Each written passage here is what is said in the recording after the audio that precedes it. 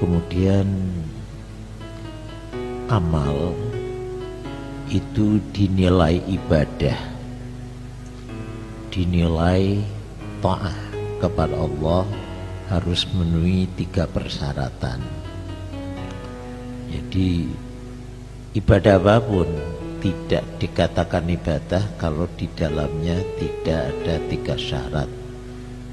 Di dalamnya ada 3 unsur. Apa 3 itu? Ya 1 itu dilihat dari kesimpulan ayat-ayat tersebut, yaitu dengan niat karena Allah Ta'ala. Tanpa niat bukan ibadah. Semalam sudah sampaikan bahwa maksud tujuannya niat untuk membedakan adat dan ibadat.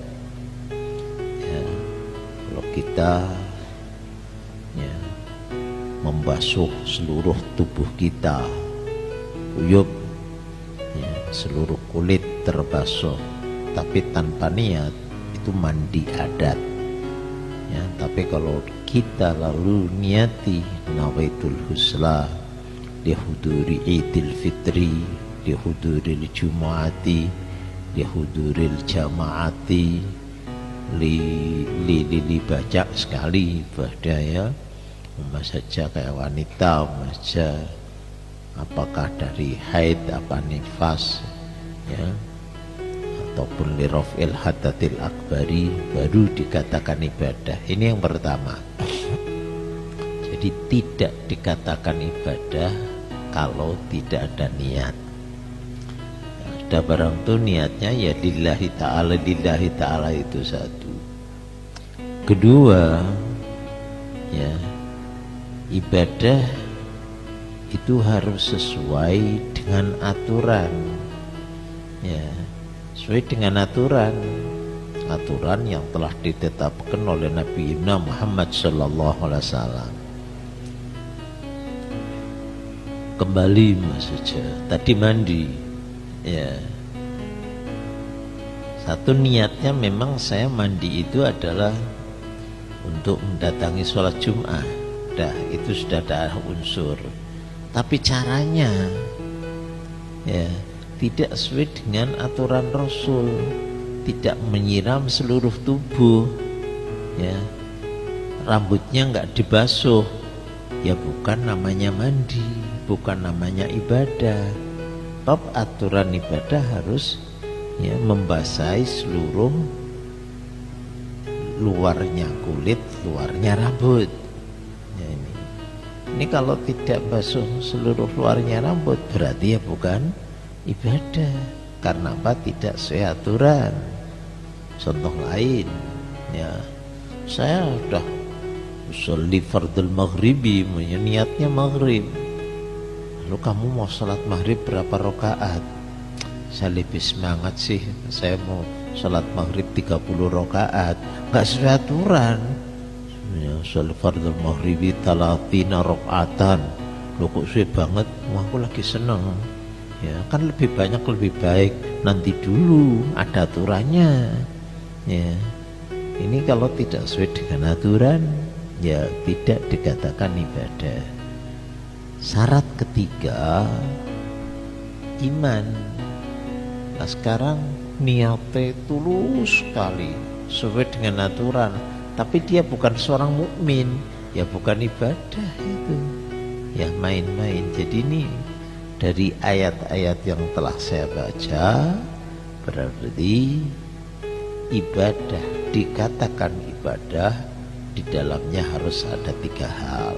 1 niat ya, niat akhirat, bukan yang kedua sesuai dengan aturan dan tuntunan yang telah diajarkan oleh Rasul sallallahu alaihi wasallam. Shollu kama ra'aitumuni usolli ya, ibarat sholat. Yang ketiga ya, yang melakukan tadi orang yang mukmin. Jadi kalau dia belum iman kok bilang ibadah, bukan ibadah ya. Jadi andai kata sekarang kan banyak orang-orang kafir itu ikut korban, orang kafir ikut zakat. Kafir itu deleng wong Islam korban, ya, lalu ngirimkan kambing, katanya ikut korban, ya kambingnya kita terima aja, ya, ya. Loh no Cina jadi saya boleh korban, boleh, katakan, ya.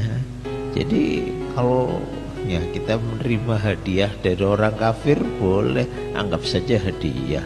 Sana niatnya korban, ya karepmu toh niat korban, ya. Tapi itu tidak dikatakan korban, ya, tidak dikatakan udhiyah. Jadi nanti pada waktu nyembelih ya juga katakan Allahumma hadi udhiyatu mencengin, itu ya bukan udhiyah, ya hadiah mencengin gitu aja. Ini karena tidak ada iman dalamnya, ya. Mereka ingin bantu, ya. Saya ingat juga ada Cina yang saya ingin ini jariah, ya, untuk masjid Anda sini, katakan, ya. Ini mereka mengatakan jariah tapi jelas tidak memenuhi syaratnya. Boleh kita menerima derma dari orang-orang kafir, ya. Kata Ki Wahab Hasbullah itu katakan, ya, kayak bebek, ada bangkai bebek, ya. Bangkai itu ada telurnya. Gimana telurnya? Telurnya sih halal, boleh dimakan, tapi bebeknya tidak boleh dimakan itu. Ya, dia kata ada bebek, kemudian di tuburnya bebek itu kok ono ndoge, asal ndoge iki wis ndok yang sudah berkulit, ya, sekalipun masih agak ndok laras, taruhlah katakan. Itu ndoknya bagaimana? Ya ndoknya halal. Ya, bebeknya ya rasa dipangan wong, ya. Nah gitu pula kalau kita menerima, ya, sotakoh dari orang kafir itu ya gitu, ya, mangan doge bebek batang, yang seperti telur ular, ya ularnya jangan kamu makan, telurnya boleh dimakan kalau tidak berbahaya, halal. Telurnya buaya boleh kamu makan, ya. Gimana ada telurnya manusia, ya. Baiklah, sekalian. Ini, ya, 3 hal yang merupakan unsur ibadah.